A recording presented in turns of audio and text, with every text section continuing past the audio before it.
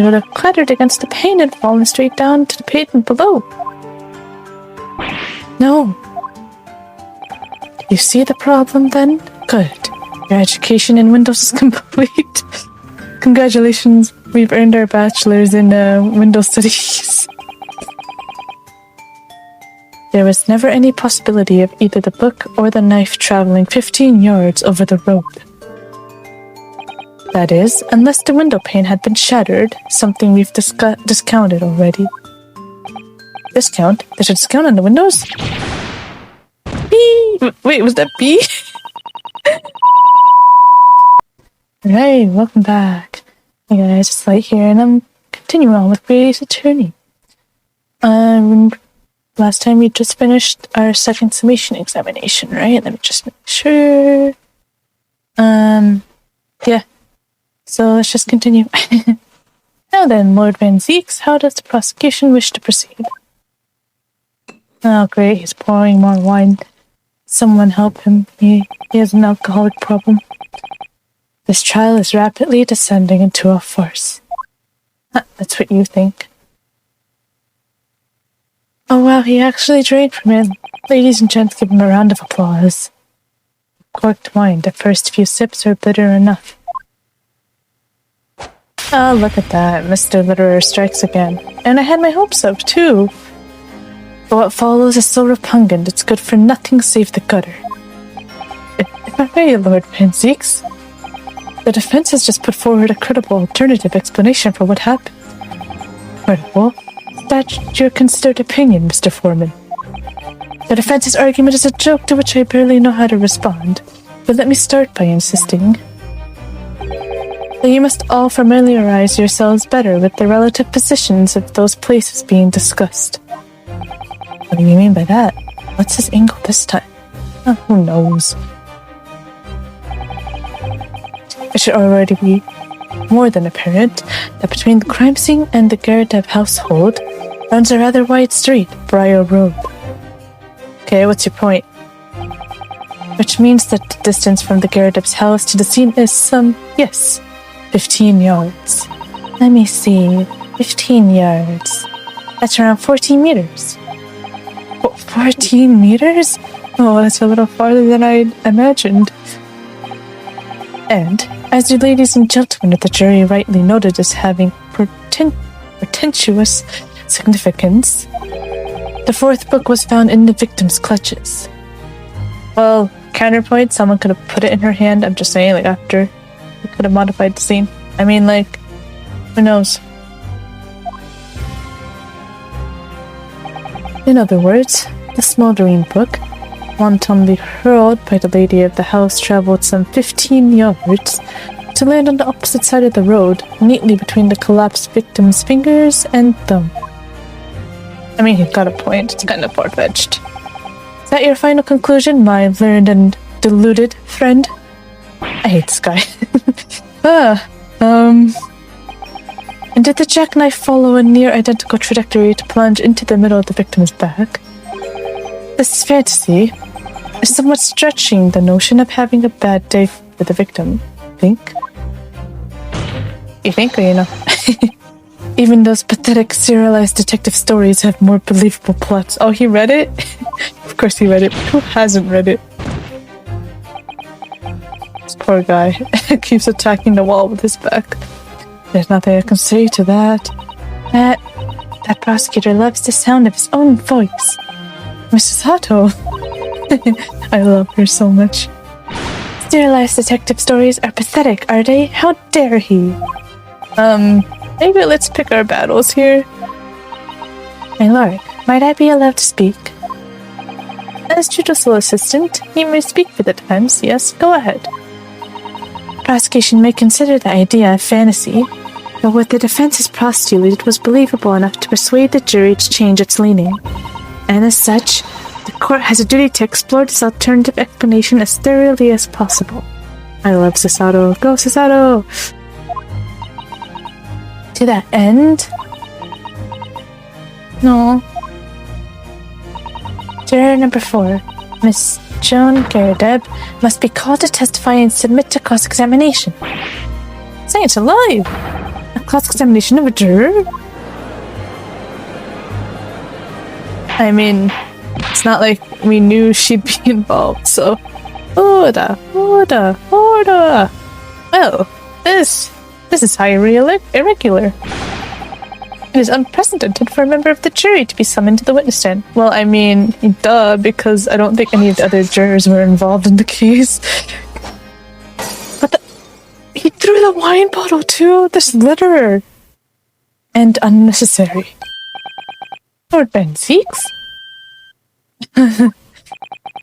There are already witnesses in the stand, whose testimony the defense may further cross-examine. If my learned friend's farcical theory has any truth in it, he's whipping out all the tough words just to make himself look good, huh? Then both a burning book and a jackknife must have flown through the sky before this couple's eyes. And we must assume they would be able to testify accordingly. I mean, not necessarily. What if it happened... I mean, first of all, what if it happened before they arrived? Second of all, the fog. I mean, those two are pretty good reasons why they couldn't have seen it. Wait, I said that already. My bad. What say you, witnesses? This poor guy, he needs a nap. Yes, sir! Constable Rolly Beat reporting for duty, sir! This is a clown show. Well, good morning, officer. That's good. Sorry for dozing until now, sir. I haven't slept for a month on account of a villain who's appeared on my beat, sir. Oh, they are so heroic, these London bobbies. Patricia, my darling, I've been neglecting you, but no more. Please, you two, get a room. Oh, Rolly, my hero. You make me swoon. Oh, jeez. Very well. I hereby reject the defense's request. Oh. And order the witnesses in the stand to testify again. Say forth before the court any details pertaining to the defense's alternative explanation of events. Oh boy. Here we go. Yes, sir! Oh, jeez. Here we go. Guess it honestly starts now. This case has nothing to do with Mr. and Mrs. Garrett. Believe me, a London Bobby is good for his word. See, sir, the windows on the top of the floor of the Garrett house are top-hinged casement, sorry, not cements. Obviously, if anything had been thrown out of the window, we would have seen it. I did leave the scene to go and fetch help, but my trusty Raleigh was there to make sure nothing was disturbed. I didn't take my eye off the crime scene for one moment. Sir, nothing strange to report on that front, sir. Joy. Oh, this is quite startling. Top-hinged casement windows? That detail was not in the police report, Constable. Yes, sorry about that. I must have been a little drowsy. You cannot excuse your sins with drowsiness every time, Constable. No, please, let him go. No, sir! I'm sorry, but... what exactly is a top-hinged casement window? And you cannot excuse your ignorance with such trite remarks, my learned friend. This poor guy. Oh, of course. Sorry. I found him, Miss Naruto. Cast your mind back to the windows in Mr. and Mrs. Garrett's room. Alright, I'll try. The window opens in order to allow air to circulate inside the house. But as it's a top-hinged casement window, it swings open along the upper edge, you see? I'm glad you've rectified your ignorance. The casement window's most prominent feature is its oh my gosh, is its stay, a metal bar which prevents the window from being opened beyond a certain amount. If it prevents it opening? This is no news to me. Absolutely correct, sir. In other words, if a book or a knife were to have been thrown through the open window, it would have clattered against the pane and fallen straight down to the pavement below. No. You see the problem then? Good. Your education in Windows is complete. Congratulations, we've earned our bachelor's in Windows Studies. There was never any possibility of either the book or the knife traveling 15 yards over the road. That is, unless the window pane had been shattered, something we've discounted already. Discount? There's a discount on the windows? B! Wait, was that B? Hold on. That actually says B! Oh man. Did you see that, Rolly? That young Japanese man just collapsed in agony.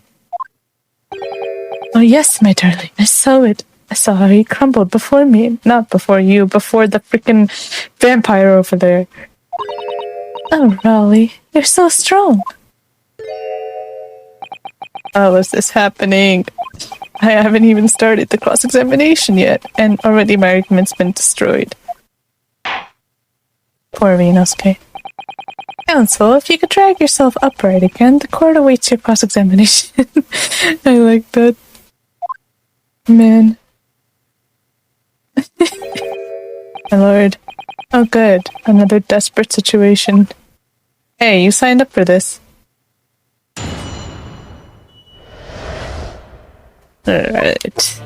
Guess we'll start with pressing, cause I don't remember anything sticking out to me.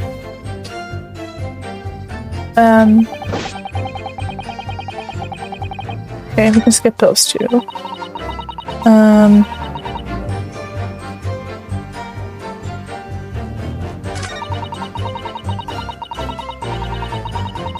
Let me just double check that nothing is wrong. This is the only place where maybe something would be wrong, but okay,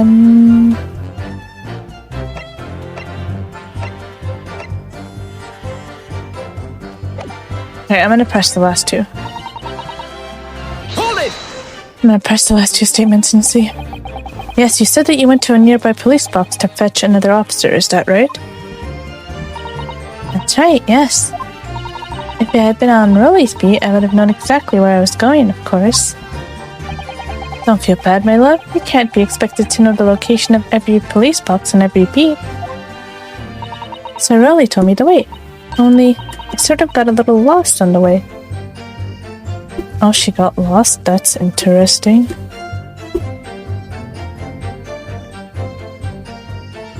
Wonder what happened to get her lost. Let's see. Patricia, my darling, that's why your terrible sense of direction is bewitching to me. Oh my goodness. Oh gosh. Alright, you two. Oh, please. So I suppose I was gone for about 15 minutes. But like I said, my Raleigh was at the scene the whole time, making sure nothing was disturbed. I was off duty at the time, of course, but True Bobby is never really off duty, sir.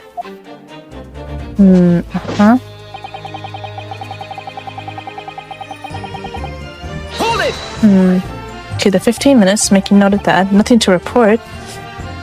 That's correct, sir. I had my eyes wide open the entire time. Never looked away for a second. No mouse approached the scene and nothing was removed from it. I can swear that on the yard's honor, sir. Really? That seems a little strange. Beg your pardon, sir. Strange, sir. Seems altogether regular to me. This burnt copy of the Lion's Pride was originally in the Garadep household, so the question remains, how did it find its way into the hand of the victim? Can you shed any light on that, seeing as you were at the scene of the crime the entire time?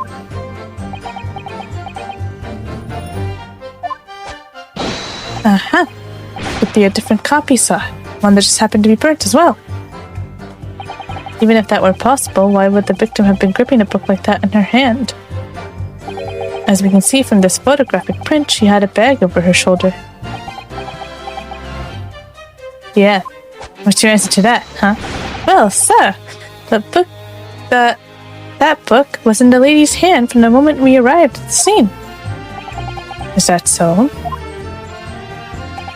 There's something about this statement that's not sitting right with me. Two mysteries of how that knife ended up in her back and how that book ended up in her hand. There must be some common thread between them. I'm so sorry, Miss Naruto. I had no right to speak out. What do you mean? I requested the cross-examination of Mrs. Garrett without consulting you, even if the judge did deny me. Oh, I see. Well, I agree with you. We do need testimony from Mrs. Garrett if we're ever going to get to the truth of this matter. Do you really think so? Well, think about it. No matter how far it is across the road or how that window opens, Mr. Garrett's book found its way to the scene of the crime somehow, didn't it? You're right. And then there was Mrs. Garrett's reaction to me showing her the knife. The woman's hiding something. I'm sure of it. You're right again. It's so cute. We need to use this cross-examination to uncover more clues.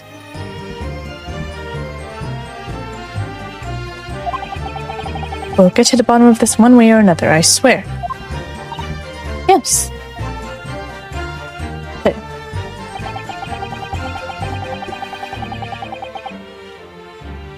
Alright,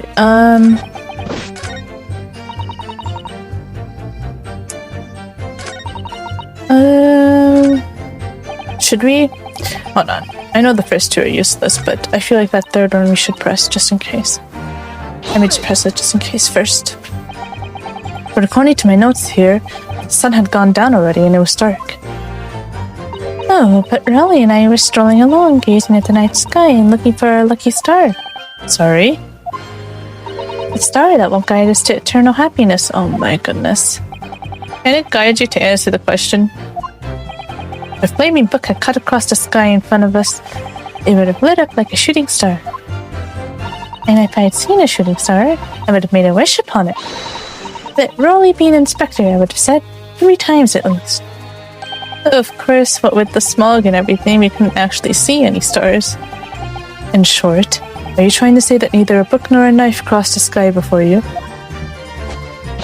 Yes, sir, that is correct, sir. As sure as the night sky in London is starless, sir. It certainly seems like they're telling the truth. And then we saw the poor woman fall to the ground, so we ran straight over to help her. Jeez, these two. Alright.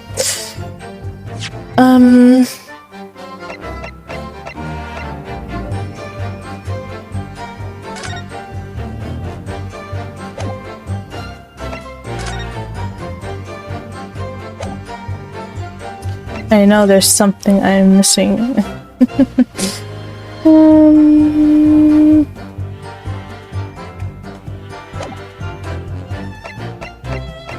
Maybe it's this. Hold on. When was it reported? Does it say?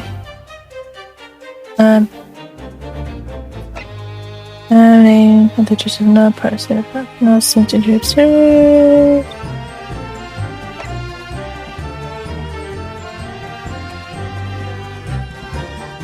Doesn't seem like anything here.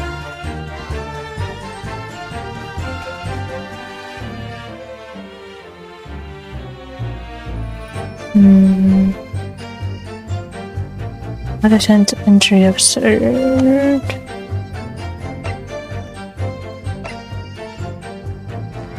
Strange to report that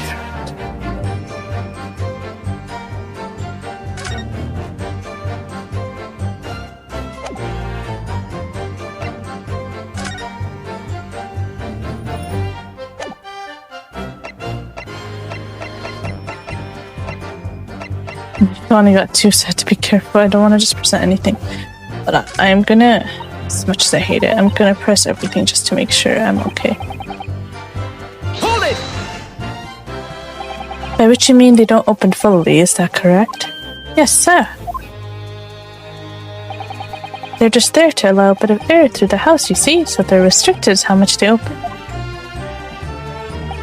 And therefore anything thrown out of the window from inside the room would simply strike the pane and fall to the street directly below. For clarity, allow me to mark the map. Here is the location where objects would have fallen.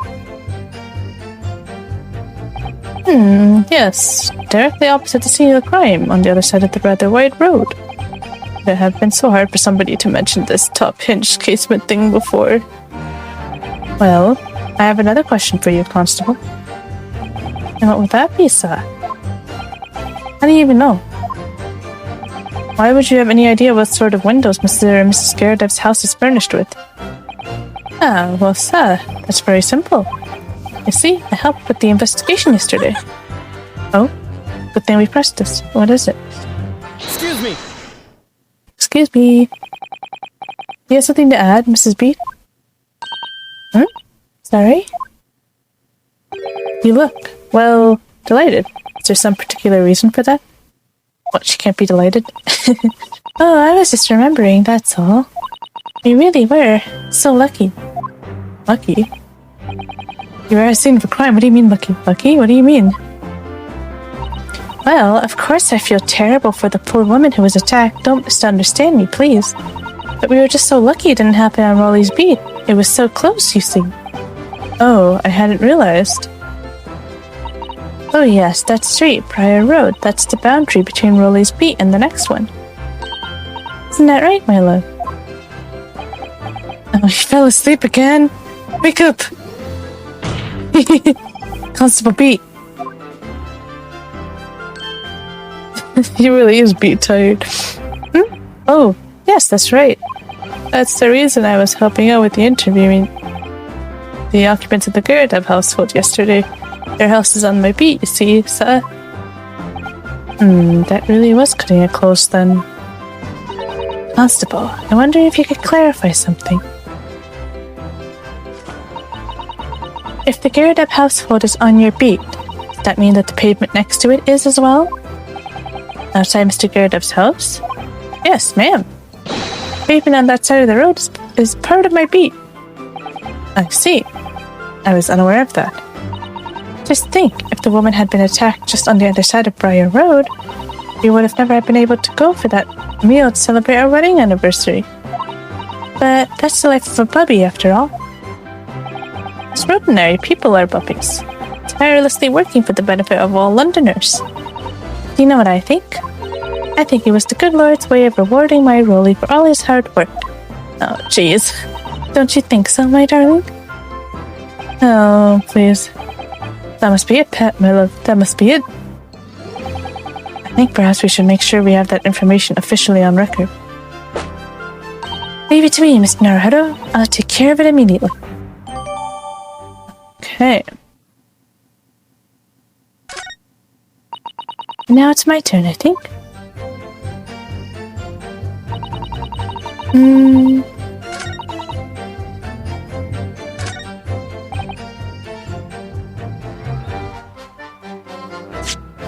It was updated for a reason.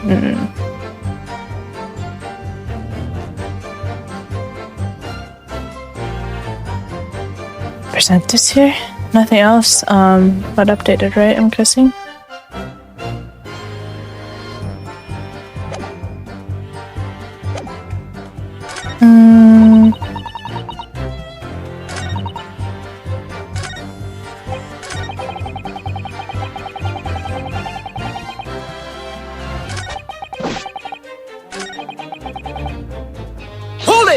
Hold on. Just make sure I press everything. How can you say that for certain? Very good question, sir. And the answer is this. It has the noble founding principles of the force written on it as a reminder to all us policemen of our sworn duty. He showed us that before, didn't he? Did he? Can't say I remember. Yes, he did. Come on, Ryunosuke, that's just mean. To patrol the streets of London town and uphold the peace of the common man. It's what the job's all about. And that is why I can stand here today beside my long-suffering wife and tell you a bubby is good for his word. while rubbing my tired eyes admittedly, sir. Oh, really? You're so manly. Oh my gosh. Of course I am, my darling Patricia. Oh gosh, not again.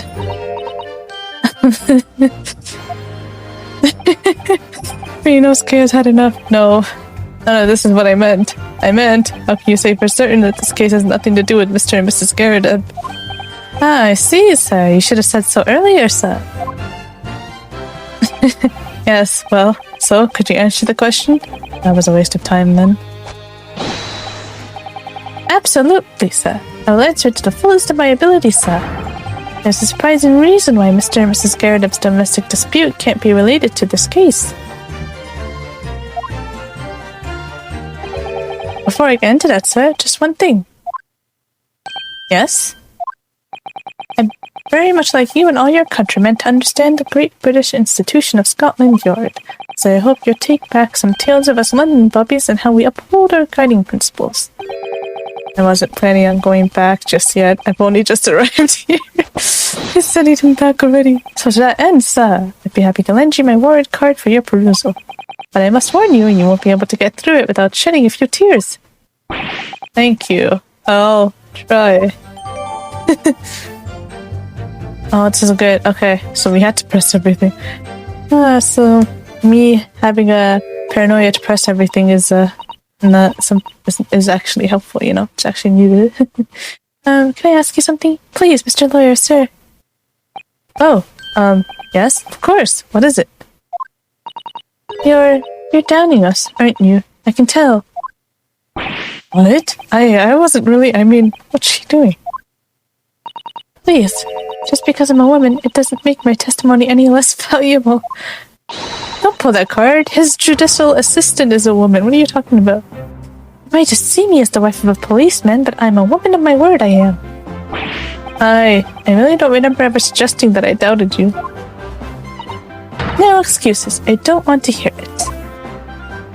This poor guy, no, to pull the scarf again. My voice will be heard. My lord, you'll let me speak, won't you? Yes, Mrs. B. I will allow you to supplement your testimony if you so desire. Sometimes the path of least resistance is the sage one. That was a very loud mutter. I heard that. That Japanese man thinks a policeman's wife's word counts for nothing, does he? Watch out, sir. I might let you get away with something like that, but my Rolly won't. Duly noted, Mrs. B. Please, I humbly ask you to continue. Yes, please continue. What could she possibly be about to say, I wonder?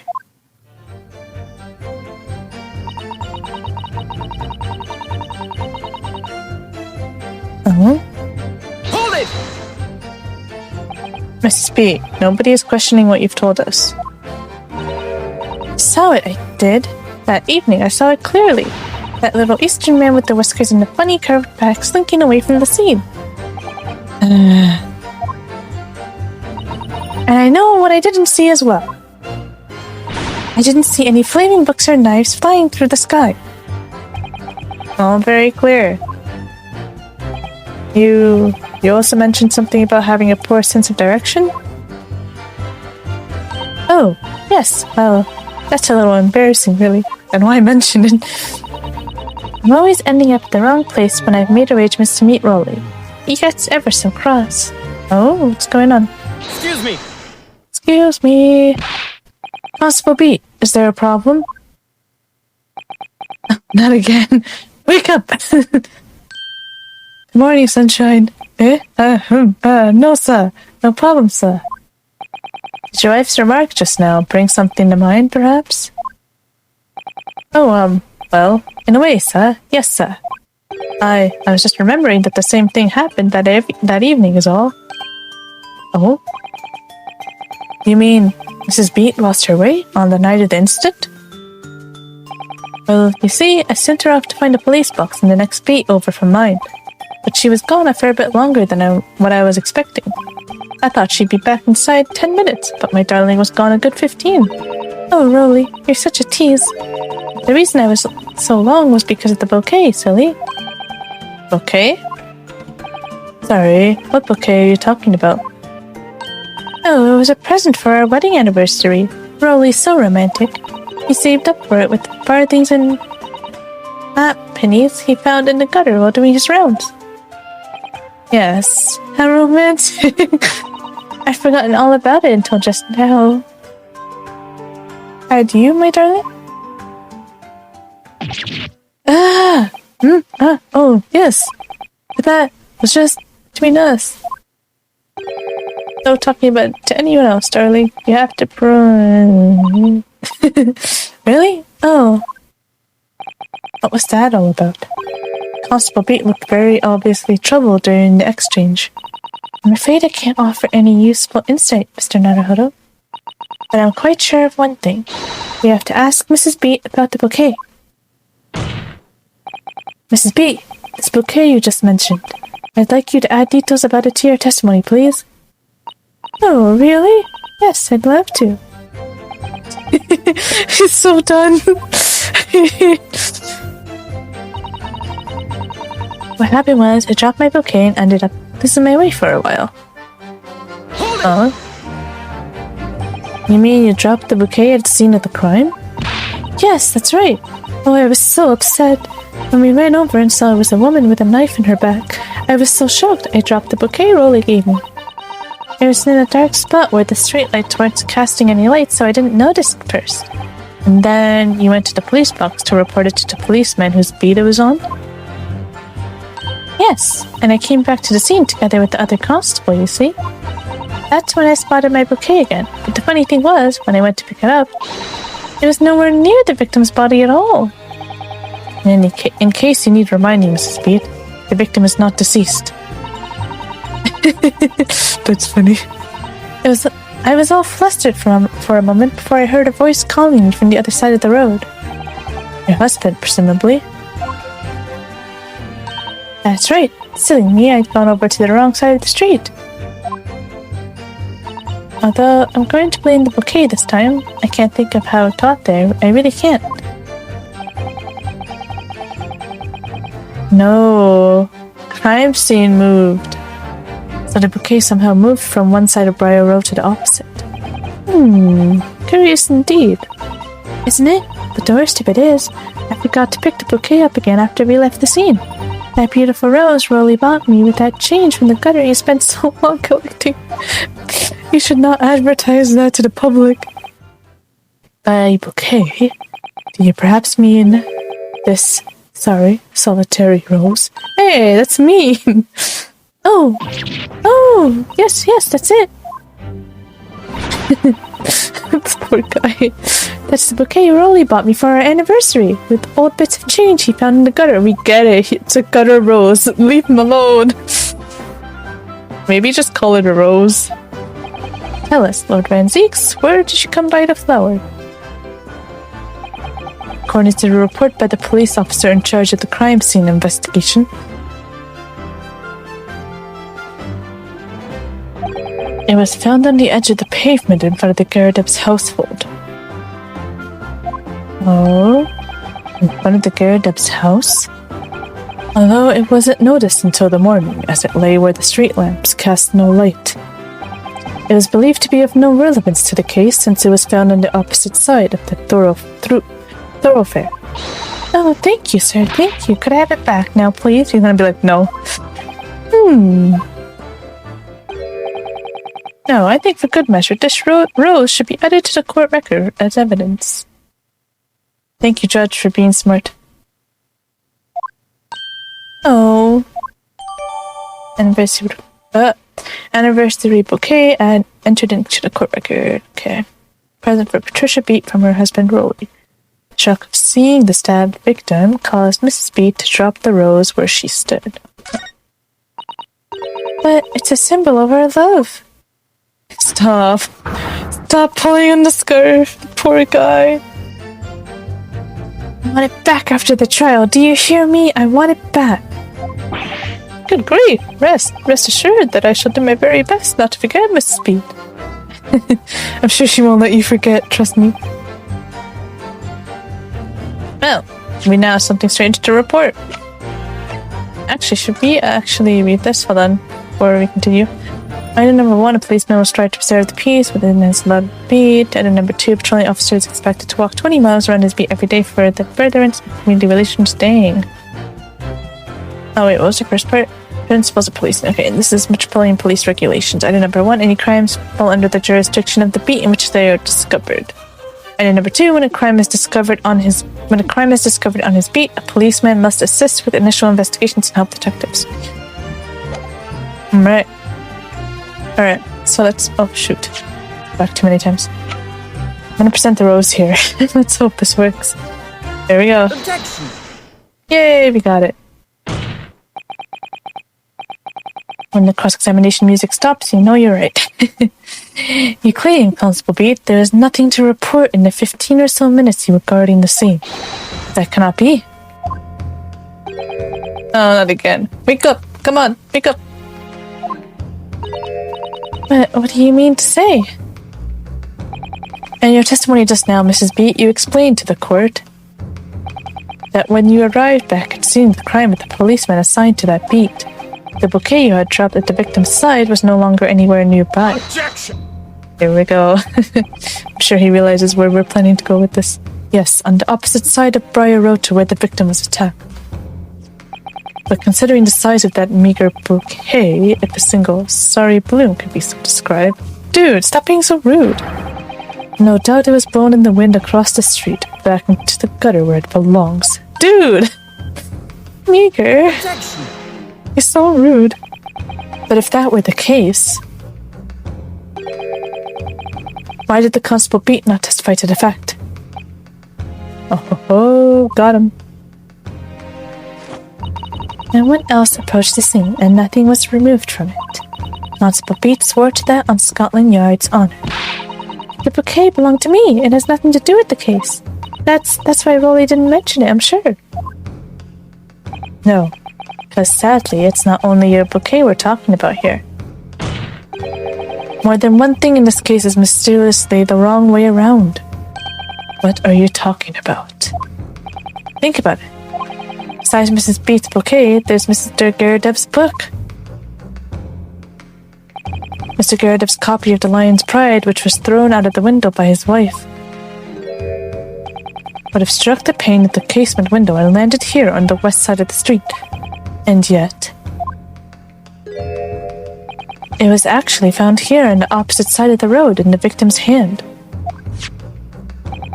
Meanwhile, according to the testimony we've heard, Mrs. Beat's bouquet should have been dropped here at the scene of the crime on the east side of the street. But in fact, it was actually found here on the opposite side of the road in front of Mr. and Mrs. Garadev's house. There's no logical explanation for those things, unless somebody deliberately moved them.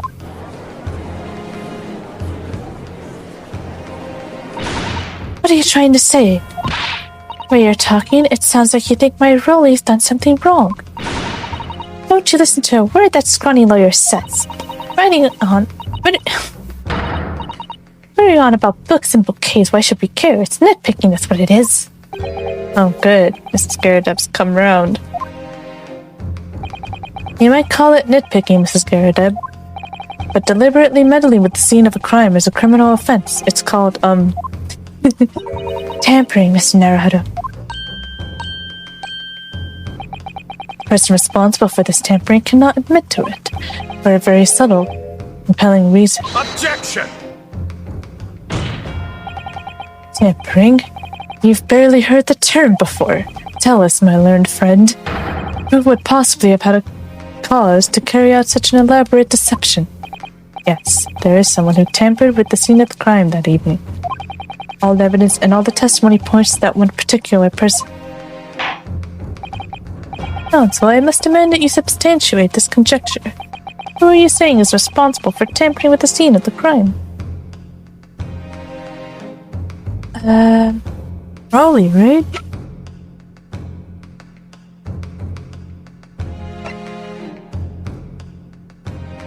Because she left. He was the only one left at the scene of the crime.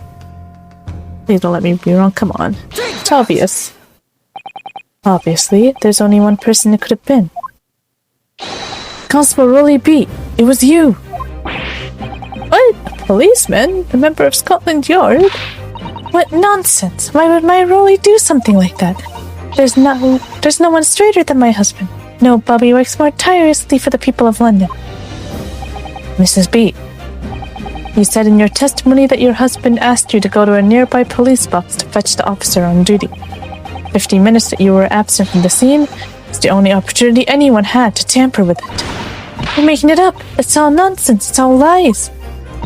What about that Japanese man with the whiskers? I bet it was him. He did it. Objection! If that was true, Constable Beat would have seen him do it. No. And forgive me for pointing it out, but when you dropped your bouquet, Mrs. Beat, it was after the defendant had fled the scene. Well... Objection! Oh, here we go. First you make accusations about the landlord and his wife, and now you incriminate a policeman as well. But your accusations lack one very important thing. Uh-oh. You claim the crime scene was tampered with. But there is only one reason anyone would commit such a reckless crime, to hide something. That's right, he's right. But my husband and I just happened to be there, that's all. So why would he have anything to hide? It doesn't make sense. You've offered no motive for this alleged tampering. And until you do, your accusations are nothing but empty threats. Ooh. Constable B had a very good reason for wanting to tamper with the scene of the crime. That's the key to this entire affair. Mr. Naruhodo, have you managed to solve this mystery? Counsel, you have made a very serious accusation against a London police officer. If you are mistaken, I'm sure I need not point out that your reputation as a lawyer will be irrevocably damaged. With that stark warning in mind, you will now explain to the court the motive for this alleged tampering. Yes, my lord. Oh boy. Constable Beat's motive for tampering with the crime scene was to hide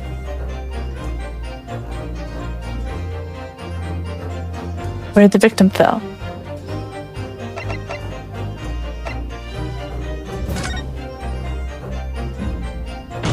Yes. Where the victim fell to the ground. Yeah, we were talking about it earlier. Because we were reading it, because where she fell would have been in his beat. That is what this Bobby had to cover up at all costs. What? Where the victim fell? You mean where she was attacked? What are you talking about? We told you at the very start, didn't we? On the pavement of Briar Road, we saw it happen, remember? It was right here, as if anyone didn't already know. That's certainly what everybody has been led to believe.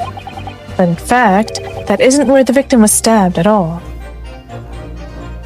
Oh, this is a good stopping place. Let's leave with a cliffhanger.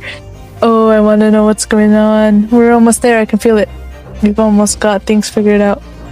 But we're gonna have to continue next time. Alright, guys, that's gonna be it for this one. Oh, I'm so excited to finally get to the truth of this matter. Or this case, sorry. Alright, guys, I'll see you in the next one.